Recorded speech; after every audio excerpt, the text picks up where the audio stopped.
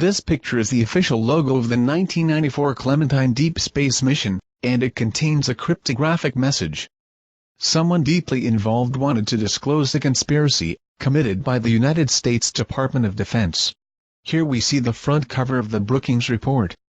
The Brookings Institution wrote this in 1964. NASA. The report examines the potential implications for the discovery of extraterrestrial life. NASA knew that probably one day satellites, or manned missions, would find alien artifacts, alien technology or alien life. The report also includes a study, how governments should handle information, and it mentions the possibility that under particular circumstances, a government might, or might not find it advisable, to withhold the discovery of extraterrestrial life, from the public. Project Golden Dragon provides indications, which suggests that the United States government made a discovery on the Moon, and found it advisable to withhold this discovery from the public.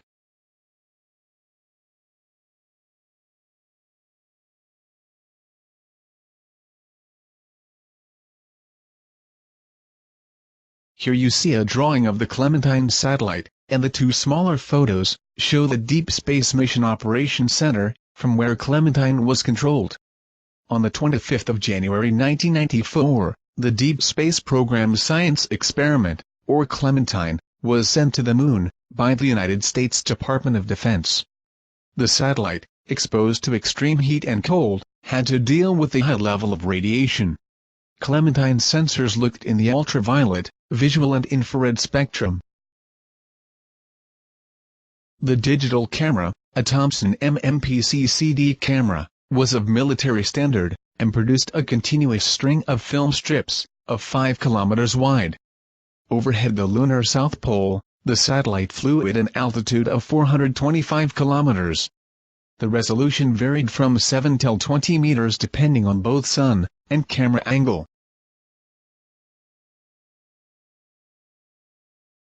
In November 1991, the Naval Research Laboratory was briefed by the Ballistic Missile Defense Organization on the Clementine concept. Government agencies only act when they receive proper fundings, and the Naval Research Laboratory received fundings in March 1992, so in a normal situation, this would mean that the Naval Research Laboratory started with the DSPSE project in March 1992, but is that true? I found this resume of someone who worked for the NRL, and who was involved in the DSPSE program, till May 1991. Did the Clementine program start before November 1991? The original and untouched resume is on file.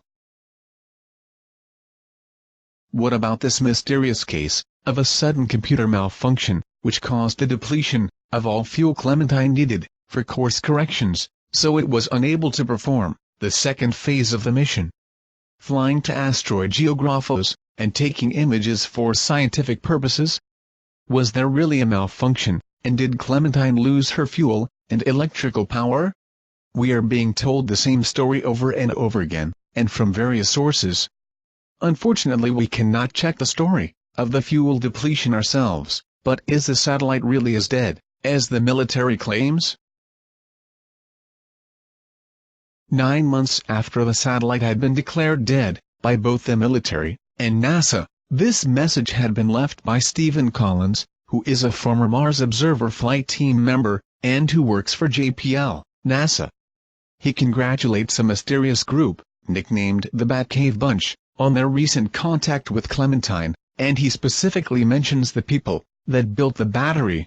In other words, Clementine never was completely dead, as the Batcave Bunch would not have been able to connect to Clementine's onboard computer. Clementine is still in space, certainly not lost and gone forever, but real-time tracking is difficult. Of all online satellite trackers, there is only one that actually tracks this satellite. Clementine 1 uses NORAD identification 22973 and COSPAR identification 1994-004A. As we can see, the satellite is about 350,000 kilometers from Earth, on March 8. On March 27, the satellite is very near Earth, and as we can see on the next image, the satellite is just about to make the swing around Earth.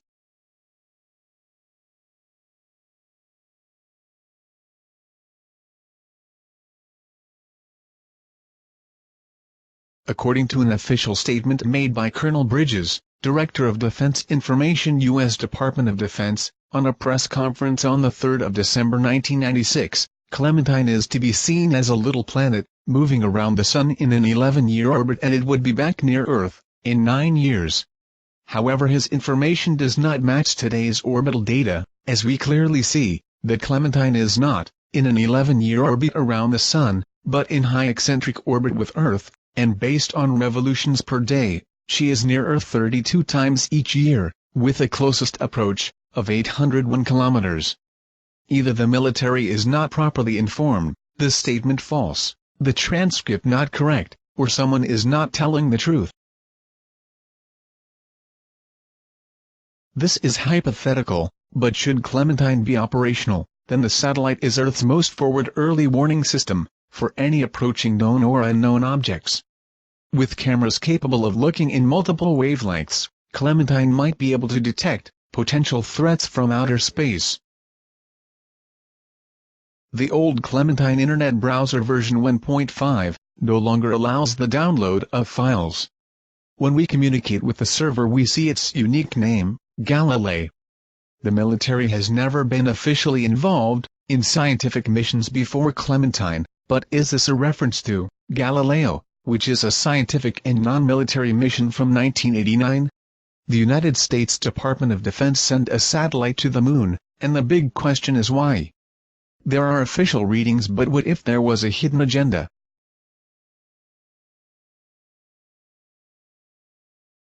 The Galileo spacecraft was launched on October 18, 1989, and performed 2 moon flybys. The first one on December 8, 1990, and the second on December 8, 1992. Galileo provided clearer views of the lunar dark side, and the polar regions of the Moon, than all Lunar Orbiter and all Apollo missions. Of all high-resolution images that Galileo took, these photos are the only images available. Is there something on the Moon that we are not supposed to see? Perhaps an activity that produces colorful lights, lightning and temporary coloring of the Moon's surface? This is the front cover of an official NASA report. This report from July 1968 contains hundreds of sightings of transient lunar phenomena. These sudden and short colorings of the Moon's surface have been observed for at least 1,000 years, and often by multiple witnesses. Although scientists claim we see outgassing, or the impact of asteroids on the Moon's surface, there is no real evidence that builds these theories, so it is still a mystery.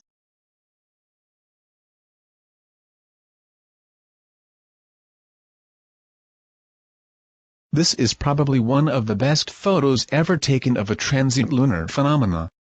Made by Leon Stewart from Tulsa, Oklahoma, USA, on the 15th of November 1953. Look at the bright spot located between Pallas and Schroeder. Crater Alphonsus is known for reports of glowing reddish clouds. October 26, 1956, Deansmore Alter took photos of the crater in ultraviolet, and he saw blurred rills on the floor. The blur was not visible on the infrared photos, and professional astronomers did not accept his explanation of possible volcanic activity.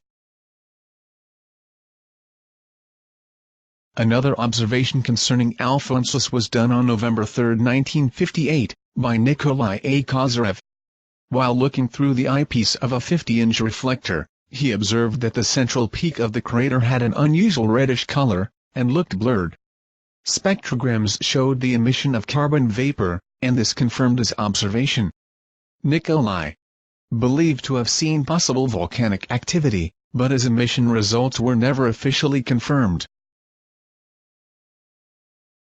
Almost 1 year later, on the 23rd of October 1959, Nikolai Kozyrev reported another sighting of a reddish TLP in Alphonsus, and again the spectrogram showed unusual features. There is great variety in the descriptions of transient lunar phenomena, as they can be star-like, bright and sparkling spots in various colors, red spots, bright clouds, hazy, nebulous or luminous, red or yellow beams of light, and in some cases there are very clear descriptions of lightning on the moon, many in combination with weird moving shadows and glows, vapors, smoky, dark and gray mist, and also reports have been made of volcanoes, visible during a long period of 15 till 30 minutes. Ever since this photo was made available, people thought it was photographed in space. The shape is weird, and indeed it looks like an object flying overhead the moon. It is not. Look what happens when we turn the image and play with the contrast. After rotating the image, we see a bright glow and weird shadows on the moon's surface, so in my view we see a transient lunar phenomena. During the Apollo missions, 200 astronomers from 34 countries worked for LION, the Lunar International Observers Network, part of the Smithsonian Center for Short-Lived Phenomena. LION evaluated Earth-based TLP observations, and tried to verify their observations with those made by the Apollo astronauts. July 19, 1969, German astronomers observed a bright luminescence in crater Aristarchus. NASA was informed and they asked the Apollo 11 astronauts, who are still orbiting the moon in their command module, to look at Aristarchus. It was Neil Armstrong who reported back. "Hey, Houston, I'm looking north up toward Aristarchus now, and there's an area that is considerably more illuminated than the surrounding area. It seems to have a slight amount of fluorescence." Till March 1978 there have been 448 reports of TLP in Aristarchus. This is a photo of Aristarchus, taken by Mike's Astro Imagery on December 17, 2005.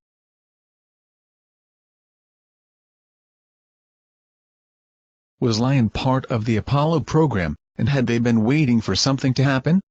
Why would I bring up transient lunar phenomenon in this presentation? With bare eyes it is hardly visible, but this reddish spot on a color photo of the moon, taken by Galileo, deserves a closer look. I rotated the image and selectively removed colors. The final result is a photo in grayscale with one red-colored area, located between the Shiner crater and the Blancanus crater. The red area and the moon surface are extremely blurred, but thanks to forensic image software we can deblur and refocus the image to an extent that we can see the smaller craters next to Shiner and Blancanus, and recognize the contours of the moon's surface. With the photo deblurred we clearly see the craters, the TLP area and in the center a tiny bright white spot. This white spot is not created by the software as I will show you. The Shiner and Blancanus crater are located on the lunar south pole, but can be seen by telescope, as the photo on the right taken by a telescope from Earth shows. Is this bright white spot also visible in other photos taken of the moon? As a matter of fact it is. Here are two samples. The first picture comes from Google Moon, and is from Clementine Lunar Internet Browser version 1.5.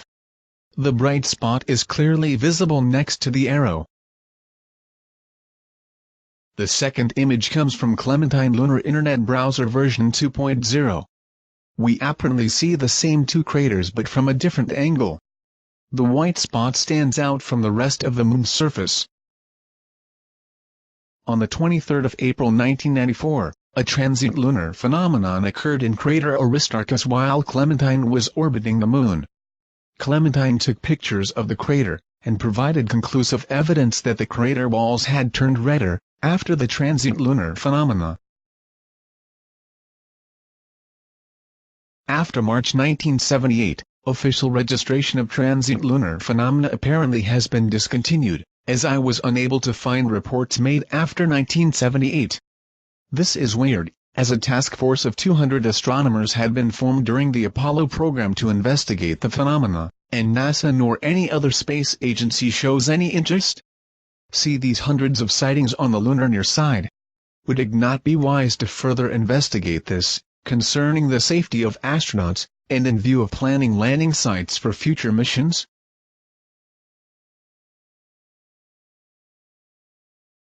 Other investigators also try to unravel the mystery of the hidden object. Here is a short overview of the achievements of two, for me, very important researchers. Mr. Joseph P. Skipper and Mr. Jose Escamilla. Mr. Skipper does not perform image enhancements on the images he investigates. His tools are his eyes, and he tells his visitors on www.marsanomalyresearch.com what he sees in the photos. This famous picture with the Zeeman anomaly was uploaded on May 28, 2004. We see a smudged or obfuscated object without details. Years later, another pioneer also made an attempt. Mr. Escamilla, hired for his movie, Moon Rising, a forensic analyst. Conclusion of this forensic analysis, of which I have a copy, reads as follows: it is impossible to determine if the smudging was a deliberate act of differencing or defacing of the image, or was caused by some error in transmission, or lies within the MRSID codec. The expert also claims that no repeatable process is available to discern what was present before the smudging took place. Project Golden Dragon delivers proof of a deliberate act of differencing and defacing of this image. This image shows the enhancement made by Mr. Escamilla, who believed to see the contours of a humanoid standing next to a spaceship or machine. This would mean that the object would be 2 times the size of New York, and although this may seem impossible, I ask you not to judge too quick, as in this presentation, I will show you things you never believed to be possible. It is tradition that a logo is created for every mission. The Clementine logo is one big mystery. I found several versions of the mission logo. Some are heavily compressed, but there is one thing they all have in common. Look at the very tiny sketch in the yellow and red circle.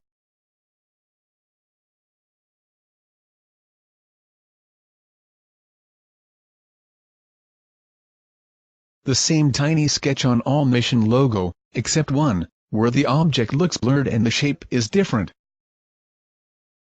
The Clementine mission logo, created by the Ballistic Missile Defense Organization, the Naval Research Laboratory, and the Lawrence Livermore National Laboratory, is very different. But why would someone change the first official logo? When we look at the many differences, it becomes clear that they must have a very good reason for a different logo. Features have been changed, from male to feminine.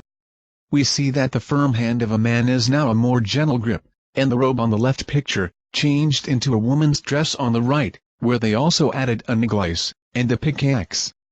Conclusion: a stately-looking man, the god Apollo, was changed into a young woman, Clementine, the coal mine. Apollo? Yes, Apollo. Compare the person on the logo, with the statue of Apollo, and the face, mirrored, found on the Apollo 17 mission patch. Was this originally an Apollo mission, changed by the Department of Defense into Clementine? The first mission logo was a complete drawing, but not this one. When we look at the moon surface, and compare it with the rest of the logo, we see a totally different pattern. In my view, this logo consists of 2 parts, namely a drawing and possibly a piece cut from a photo, because of the clearly visible compression artifacts. The shield held by Clementine shows 3 4-sided diamonds, but we neither find the shape in the logo of the BMDO, nor in the logo of the Strategic Defense Initiative Organization. What does that mean? Is this another cryptographic message?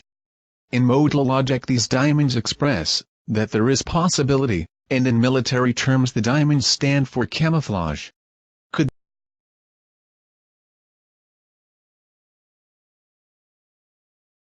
Was the Clementine mission a false flag operation?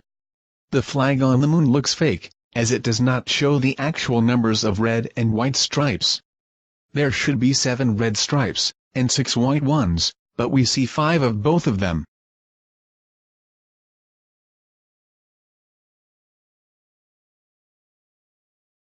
On this logo. 1. The crescent moon is symbolic for new beginnings, and the making of dreams into reality. 2. The official reading of the number 9, written on asteroid geographos, is that it refers to the size of her shoes, as in the lyrics, and her shoes were number 9. The number 9 represents something totally different, and what it is I will show you later in this presentation. 3. The famous vector symbol indicates a direction of travel, and here it means that something landed on the moon. 4. The fake shadow underneath the flag is the geographical location of Schrödinger crater. 5. The shield held behind the moon could mean that the moon is protected by or Earth is protected from. With number 6 we see a rather detailed but mysterious object in what appears to be the Zeeman crater, and this primarily is the reason for Project Golden Dragon.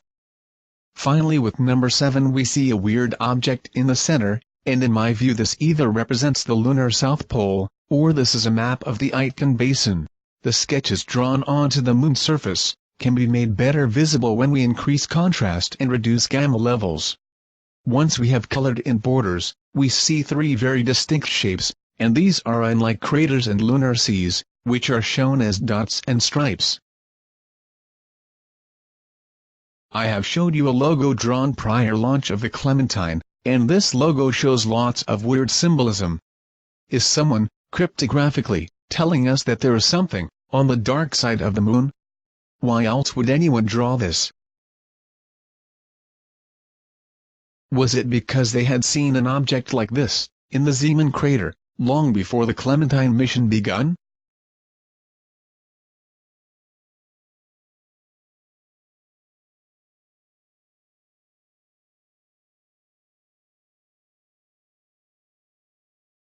I showed this image to an American professor and asked for his opinion. This is his response. The shape of the strange area is fully compatible with a missing data block. To me, having worked with similar data, it looks like they ran a fairly advanced algorithm to interpolate the missing data block, but these advanced algorithms can sometimes introduce artifacts that look like artificial structures. I can certainly recognize some of these effects right in that image. Now that is really interesting, as what this astronomer and most people do not know, or perhaps tend to forget, is that this image is not a photo but a composition. This is an official quote by the NRL. The ultraviolet and visual camera, with 5 filters, and the near-infrared camera with 6 filters, will each collect overlapping images.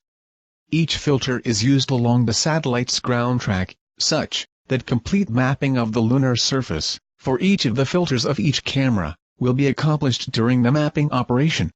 The high-resolution camera will make a continuous string of overlapping images. Between the 19th of February and the 22nd of April 1994, Clementine made an unknown number of film strips of the moon. Every 5 hours, 1 revolution around the moon, some 6,000 images were received at the DSPSC Mission Operations Center, which was operated by the NRL. Imagery experts had only 15 minutes to both examine and censor images before they made them accessible to scientists. There was no time for complicated obfuscations, so they used a basic technique which proved to be very successful. At the longitude and latitude of the Zeeman crater, a single scan by Clementine had a width of 5 kilometers and a height of 2 kilometers. This image is put together from 7,590 images, and the size of the object is approximately 98 images. We know that Clementine needed 5 hours for 1 revolution, and 1 revolution means 1 continuous film strip of 6,000 images. The Zeeman smudge is 1 data block of 12 film strips, and this means 12 times 5 hours equals 60 hours. So Clementine had data transmission problems during a period of 60 hours. At one specific location where 12 film strips showed 12 missing data blocks. Okay, it is not impossible, but I consider that highly unlikely. On the 13th of February 2010, the Clementine browser version 1.5 was replaced by version 2.0, and all previously reported lunar anomalies had been removed. The NRL claims that with version 2.0 the quality of the images dramatically improved. When we compare both versions, we indeed see a difference in quality, but that has nothing to do with the higher browser version. Look at the shadows in the crater, which are different, because other film strips were used. The Zeeman anomaly did not disappear because of a better algorithm, but because they replaced images.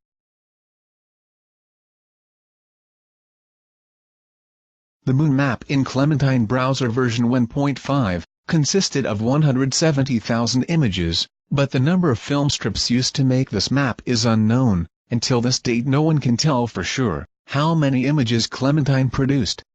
I have found 5 websites with each their own official number of images. Let us take a closer look at these sites. The first one is the Naval Research Laboratory. On this website Clementine's captured 1.8 million images, but what do we see on SputusLunarResources.com? Now that is interesting. Where the NRL mentions 1.8 million images, the civil website tells us that Clementine returned over 2.5 million images. That is a difference of 700,000 images. Did they make a mistake? Let us take a look at website number 3, named Applied Coherent Technologies, a civil company responsible for Clementine's moon mapping. The website of ACT also mentions a different figure, namely a data volume of 2 million images. Now we already have 3 websites which do not match, but it gets better. This is the website of the United States Department of Defense, and there we see a much lower figure. According to the United States military, Clementine recorded approximately 1.5 million images. Finally we pay a visit to the Missile Defense Agency, successor of the Strategic Defense Initiative Organization, who is the successor of the Ballistic Missile Defense Organization, who is the initiator of the Clementine mission. What figure do we see here? 1.5 million images. When we do a quick calculation, we see something interesting. There is a maximum deviation of 1 million images between non-military and military organizations. What was so important that a million or more images never have been made accessible to the general public?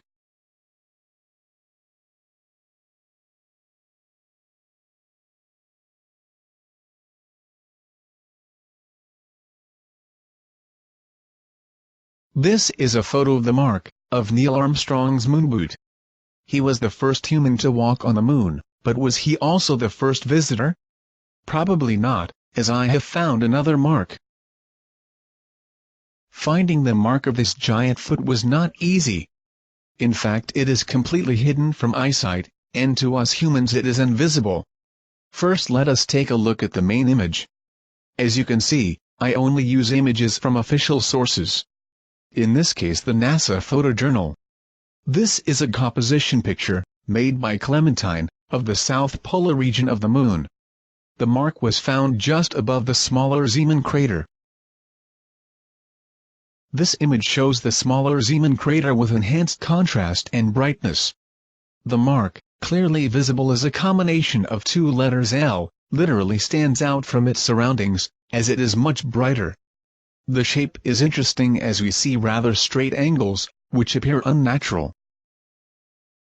As I have already told you, the mark is not visible to us humans, as our eyes cannot see it.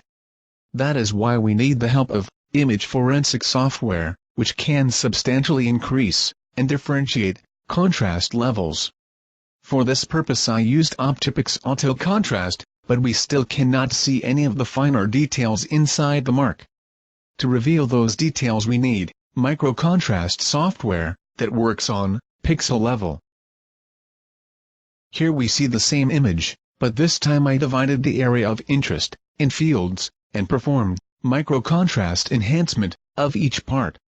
Inside the mark we see vertical, diagonal and horizontal bars, and this does not look natural, but artificial.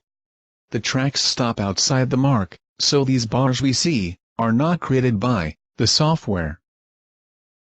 After a negative 2D to 3D conversion, we clearly see that this is the mark of a mechanical foot, with perfectly parallel and symmetrical running lines. Notice the size of the foot, which must be tremendous, as it is at least 4,000 meters in length, 2,000 meters wide, and the mark must be 50 meters deep. This truly is the mark of a giant. Fortunately, the camera produced images in the visual, ultraviolet, and infrared spectrum, as else I never would have noticed the difference in color, on the crater floor, in the exact location, where the object was standing. Most images published on the internet, hardly show colors, and they all look grayish, so in order to make the colors visible, I used software to stress the various colors, in the image. Here we see the untouched full-resolution image, with reference, UI73S217, taken from CD volume, CL4077. Pictures contain a lot more information than most people are aware of, and with an image analyzer, we can make hidden data visible. Having analyzed this picture, I noticed that it had been manipulated by software, called Image Alchemy, version 1.11, but what exactly does this software do? On the website of Handmade Software Incorporated, we find a manual that explains what the software is capable of. As we can see, the software manipulates computer image files, but what makes it so special is that Image Alchemy can change the number of colors in an image, and color space. Why would someone change colors in an image, unless this someone does not want to reveal true colors? Clementine took images of the moon, in the visual, ultraviolet and infrared spectrum. By using light reflectance, and light absorption properties of material, we are able to determine composition, see abundance of water molecules, detect an alteration through heat, or chemical processes, and if material corroded or eroded. This image comes from mapaplanetexplorer.com and it shows the Zeeman crater, in the visual, and ultraviolet light spectrum. Everything looks gray and dull, but once we emphasize colors, the surface starts to look different. The surface inside the smaller crater has changed from gray to blue. Notice that the blue material is concentrated inside the crater, and on the crater rim, but outside, there is hardly any blue material. What would this crater, and the moon's surface, look like, in infrared? The material has turned into green. Again we clearly see that the concentration of material is inside the crater. This raises questions. What is this material, and why is it located in the exact position of the smudged object? I am no industrial chemist, but to me, this looks like the result of a chemical reaction. By playing around with the wavelengths, we create more color variations. The image in the lower left corner is the result of a combination of bands, 1, 5 and 3, but regardless the wavelength, the colorful material will always show up inside the crater. So this must mean something. Clementine images are unique, and uploaded to other websites, you would expect to see the same colors. However, it appears that someone does not want you to know the true colors of the material in the Zeeman crater. Let us take a look at another NASA website. Welcome to LMMP, which is a NASA website. We use the same base map, and select from the menu, the ultraviolet, and visual, image mosaic. Instant we see that this image is different, as there are no colors. This is a 100% grayscale image. Comparing the two images, we see a difference. What is the reason for NASA to upload a grayscale image, instead of the original color version, and what is this colorful material we are not allowed to see? Perhaps in other material, we can find the answer. There are indications that suggest that Clementine's images may have been manipulated. Is the Zeeman crater hiding something? With bare eyes, the surface appears normal. This changes when we bring out more detail by sharpening edges. On the bottom of the crater, we see weird-looking objects. Are these rocks? Well, if these are rocks, then they are massive. Several hundred meters long and hundreds of meters wide, as this small crater is 22 miles in diameter, and over 2,000 meters deep. Look at the center of the image. Do you see this small chain of objects? Is this really a natural rock formation? I deliberately did not filter any compression artifacts So you can see that these objects are not created by the software during the process of image enhancement. In the previous chapter, I showed you that the smaller crater contains material of various colors. When we take the original Clementine color image, would we not see these strange objects? Here are two images.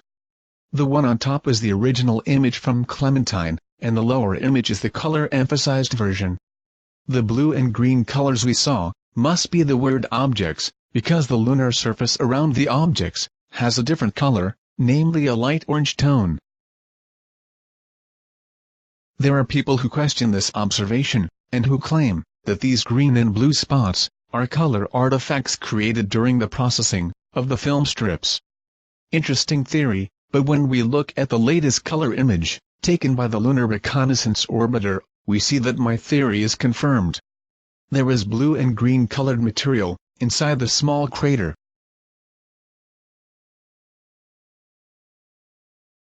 I will now reveal the alien machine, and for me, this is the most scary part, as how can I explain to you, who have never seen anything like this before, what it is?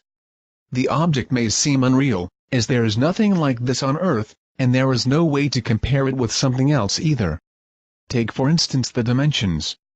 The object is 57 kilometers long, 22 kilometers high and 5.5 kilometers wide. This means that it is 2 times the size of New York, and taller than any commercial airplane can fly.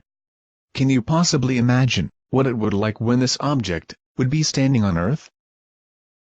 The object on the original image is too small to perform enhancements on, so I had to increase the size of the object, for which I used photo zoom with the S-spline algorithm.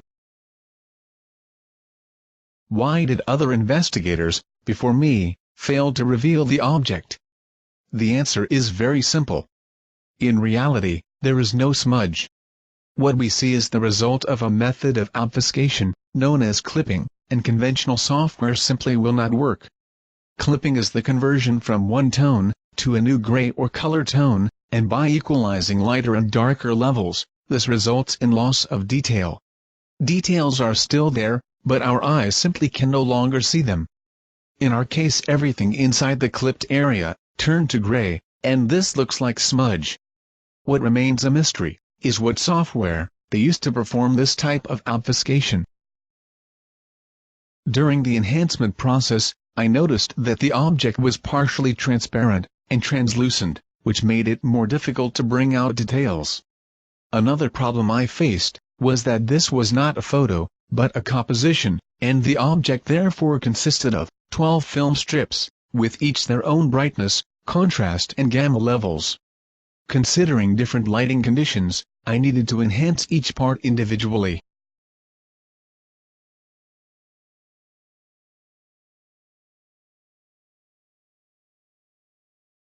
Well, ladies and gentlemen, here it is. Look at the red lines, and follow the contours. This alien machine matches the shape of the drawing. The Department of Defense already knew prior launch of the Clementine what it would look like and where they would find it. Or do you believe that they could look into the future, and knew that at the Zeeman crater, there would be a series of 12 missing data blocks that matches the shape? I know that for most of you it will be difficult to see details, so I will try to explain what I and others see. The object is three-dimensional, and the skin or hull consists of many parts or scales with different colors. The scales are flexible and extendable, which could move in every direction, so my theory is that we are dealing with a shape-shifting machine. Perhaps one of biomechanical nature, and I would describe it as a gigantic caterpillar, with multiple legs that crawls or walks over the moon's surface. As we all know, digital artifacts do not create shadows of their own. More evidence that we are dealing with something real, and not a missing data block. What you see here is the back of the machine, with a close-up of the leg. The lower part of the machine is fully flexible, and this would allow it to cross all kinds of terrain, and it even could climb mountains. Here we are halfway the machine, where the long extendable neck starts. Next to the end of the large scales, near the yellow arrow, we see these small black lines, which in my view are shadows. There are brighter parts as well, which indicates that it might reflect sunlight, or emit light itself. The machine seems to have an upper body, made of flexible scales, and a lower body, constructed of flexible bundled cables or strings.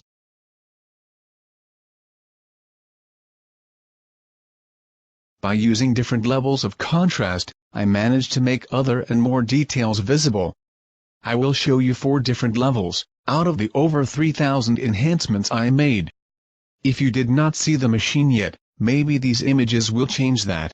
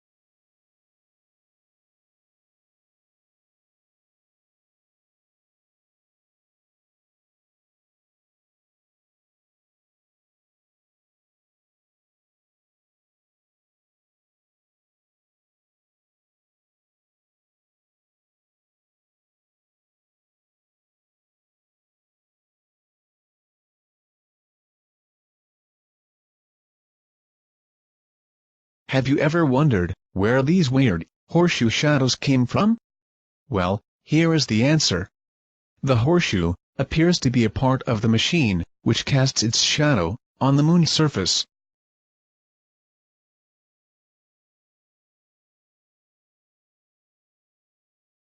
Underneath the front of the machine, we see this odd-looking thing. In my view, this is some kind of suction unit, or a device that can spray chemicals. I will come with an explanation for this theory later in this presentation. First, let us examine the suction unit. The lower part of the unit looks square, and there is a large hole in it. In the back, there might be 2 more units. Next to the suction unit, we see 2 strange-looking objects, of which one appears to have multiple legs, and maybe this is my imagination, but I recognize the shape of a Scorpio. Could this be a much smaller machine, standing on the surface? Small is relative, as this little machine is almost 1 kilometer in length. Or are we watching something natural, and this is just a bunch of rocks, and our fantasy is running wild? I tried to make a better enhancement, but this is the best I could make of it.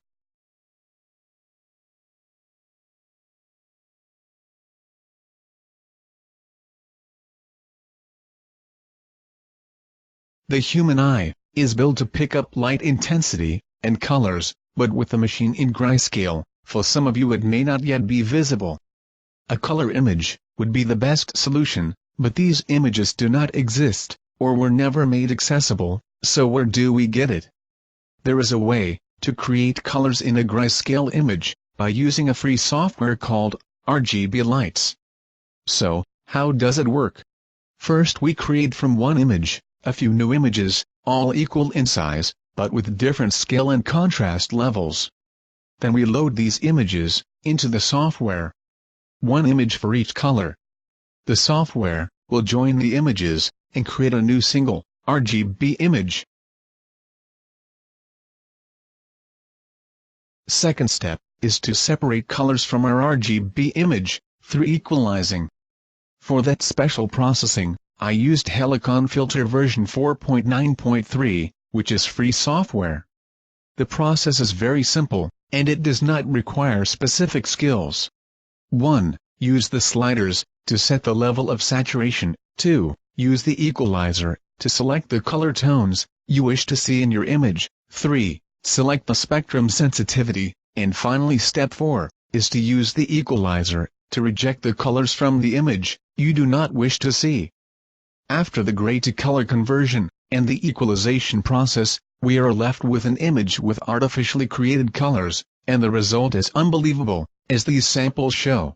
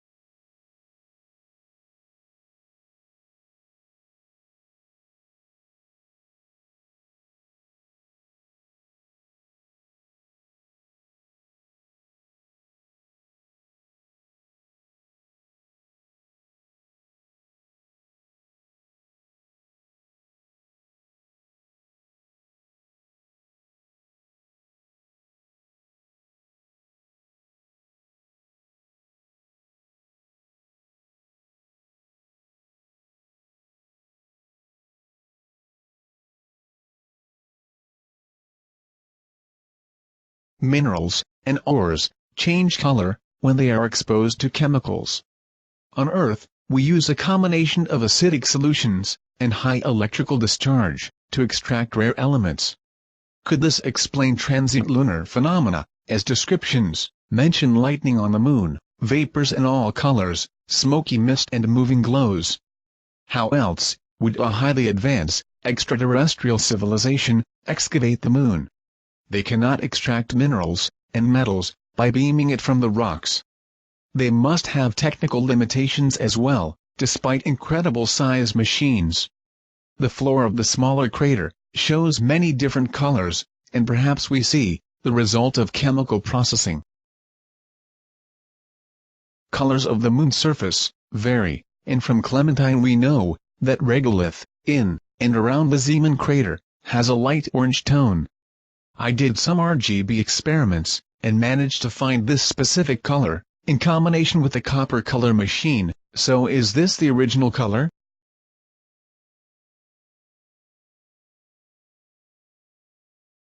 After the color conversion, we see right below the machine, a few small light blue areas.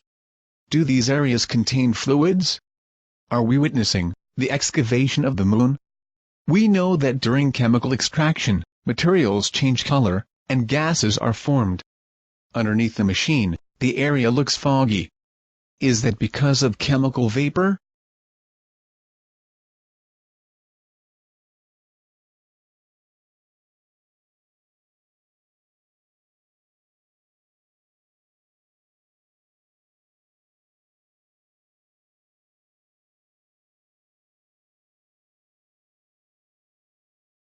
In the Clementine song, the number 9 written on asteroid geographos refers to the size of Clementine's shoes. And her shoes were number 9. Shoe size on an asteroid? Shoe size has nothing to do with it. The pound or hash sign, usually attached to a keyword or phrase, identifies a message on a particular topic. In China, the number 9 is connected with Chinese dragons. Chinese dragons are described in terms of 9 attributes. Their skin is covered with 117 scales, 13 times 9, of which 81, 9 times 9, are yang, positive, and 36, 4 times 9, are yin, negative, or reversed. The number 9 is connected with Chinese dragons? That is interesting, but so is this. Look at the sketch that we found on the logo. Does that look familiar? No? Then you probably are not Chinese, as the shape of this object comes back in Chinese characters.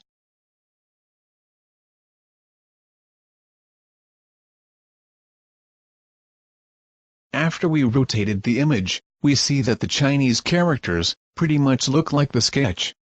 Especially the Chinese dragon seal, which even has the 2 holes in it.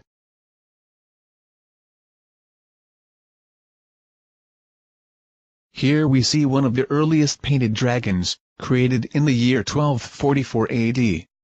This is one dragon of a total of 9, taken from a hand scroll, called the 9 Dragons, which is now located at the Museum of Fine Art, in Boston, USA. Imagine this. You live in an era without advanced technology. Suddenly you see something incredible, but you have never seen anything like this before, and do not know how to describe it. What do? You start looking around you for objects you know, and you use multiple objects in combination to make a thorough description. My theory is that the Chinese, and other nations as well, saw smaller types of these alien machines on Earth. They archive these events, describing them in stories, making sketches, paintings, and even portray them on shields, banners and flags. Or does this sound strange? How would the ancient Chinese portray a dragon? My theory is that they used specific animal parts to describe it. A Chinese dragon has 9 anatomical features: the head of a camel or horse, the ears like a cow, the fiery eyes of a demon, the horns of a deer or stag, a long neck like a serpent, the scales of a carp, the belly of a frog, the paws of a tiger with 3 or 5 toes, the claws of an eagle with 3 or 5 nails. Also mentioned in ancient descriptions, the dragon has a long beard, spines on the back, a foot rule, which is a large device on the head, and stretched or folded wings. According to Chinese legends, the first dragon ever seen appeared in the sky around 4000 BC. So is the alien machine a Chinese dragon, and does it have the same anatomical features?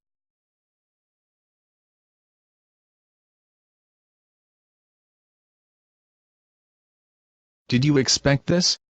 This machine has remarkable similarities with the list of animals the Chinese used to portray a dragon, but why should the dragon be of golden or copper color? Looking at the animals and the colors of the animal parts, we see something remarkable. The head of a camel is brown or light orange, the horns of deer white and brown, the fiery eyes of a demon are yellow or orange like fire, the colors of a tiger's paw are yellow, copper and orange, eagle claws are mostly brown and yellow, the belly of a frog is described as white, brown or yellow, and the scales of a carp often look brown, copper or golden. This indeed looks like the colors in our machine.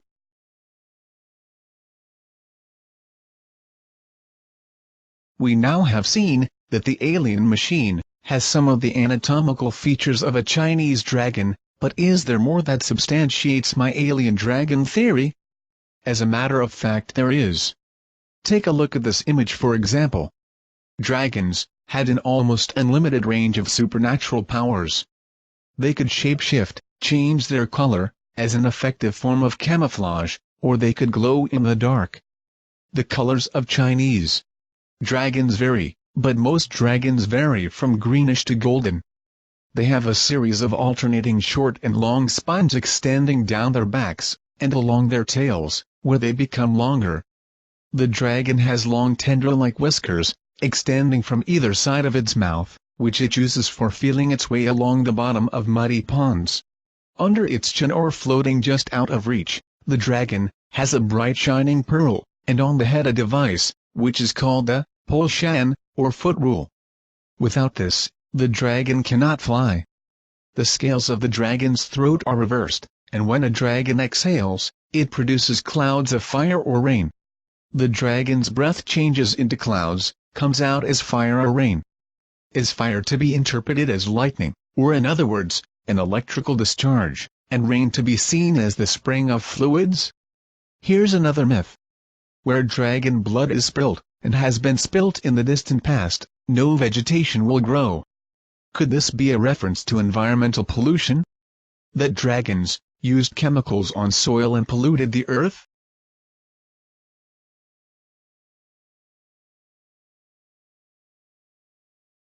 When the Chinese would see this alien machine flying through the heavens, lit by sunlight, what would it look like? Perhaps like a dragon on fire, and is that why dragons spit fire? Many ancient Chinese drawings show flames coming from the dragon's feet. Underneath the machine and on the moon's surface, we see tentacle-like objects.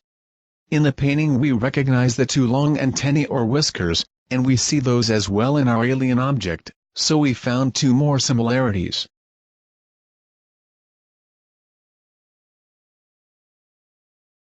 I already showed you a strange print near the Zeeman crater. This looked like the print of a boot, or the foot of a machine. What I have not shown you is a further enhancement of this print. To reveal the footprint of the dragon, I used software called bas relief.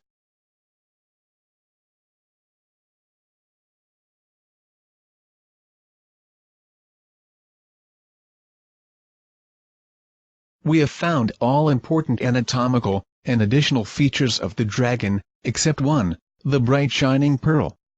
As I mentioned before, the obfuscation technique they used did not allow complete exposure of the machine all at once. With each level of contrast, new details became visible while others disappeared. After I took two color images and merged them, the bright pearl became visible, but not just the pearl.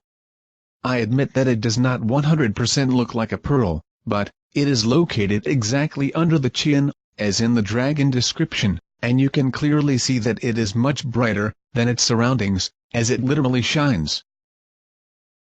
Here is the process made visible. Two images merged together, with a software called to pick. This is the merged image. The pearl is shining very bright, and clearly visible underneath the dragon's head. Can you see it? Besides the pearl, something else, and also an interesting part of the machine, became visible.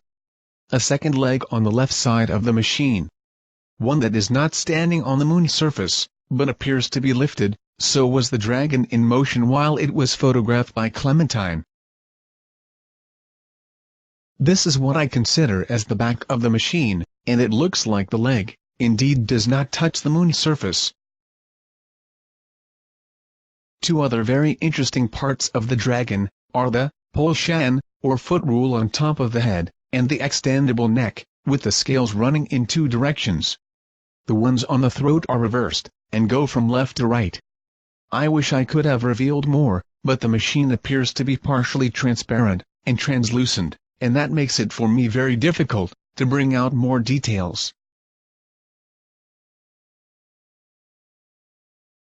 Is there anyone who could confirm the existence of alien technology on the moon?